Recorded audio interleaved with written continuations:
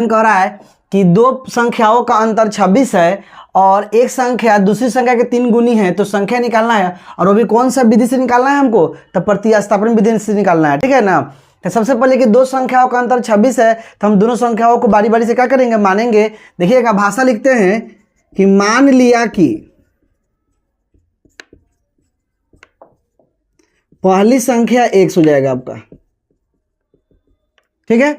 तो दूसरी संख्या भी मानेंगे, तो दूसरी संख्या आपका क्या हो जाएगा, y हो जाएगा। और क्वेश्चन में करा कि दो संख्याओं का अंतर 26 है, ठीक है, कि प्रश्न से तो दोनों संख्याओं को हम क्या करेंगे, घटाते हैं। देखिएगा लिखेंगे यहाँ पे x माइनस वाई अब बराबर 26 हो जाएगा आपका समीकरण फर्स्ट। कैसे, तो अंतर कह रहा था दो संख्याओं का, तो हो जाएगा x माइनस वाई बराबर 26, समीकरण हो गया आपका यहाँ से फर्स्ट।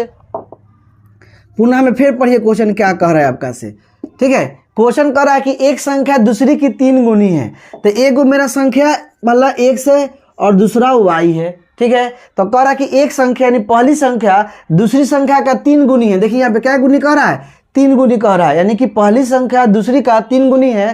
तो x जो है पहली संख्या वो दूसरी संख्या y से 3 गुनी पहले से है। अगर हमको दोनों को इक्वल करना है, बराबर करना हो, तो हमको क्या करना पड़ेगा, दूसरी संख्या में 3 से गुना करेंगे तब जाके बराबर होगा, क्योंकि ये पहले से क्या है 3 गुना है। तो यहाँ से हो जाएगा आपका x अब बराबर 3 में करेंगे y से गुना, तो क्या हो जाएगा 3y। अब हमको x बराबर 3y आया है ना, तो यहाँ पे हम लिखेंगे x का मान, ठीक है, x का मान हो जाएगा आपका समीकरण फर्स्ट में क्या करने पर, स्थापित करने पर, ठीक है, क्योंकि स्थापन विधि से बनाना है। तो समीकरण फर्स्ट क्या था मेरा, x माइनस वाई बराबर 26 है ना।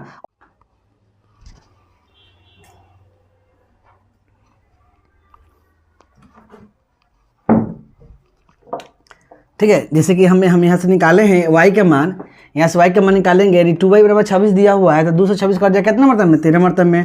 और यहाँ पे लिखेंगे पुट y बराबर कितना 13, यानी कि x बराबर 3y यहाँ से हमको आया था समीकरण सेकेंड। तो देखिएगा यहाँ पर y का मान, अगर हम y का मान यहाँ पर हम 13 बिठाएंगे तो 13 कितना हो जाएगा 39, यानी x का मान क्या हो गया आपका 39।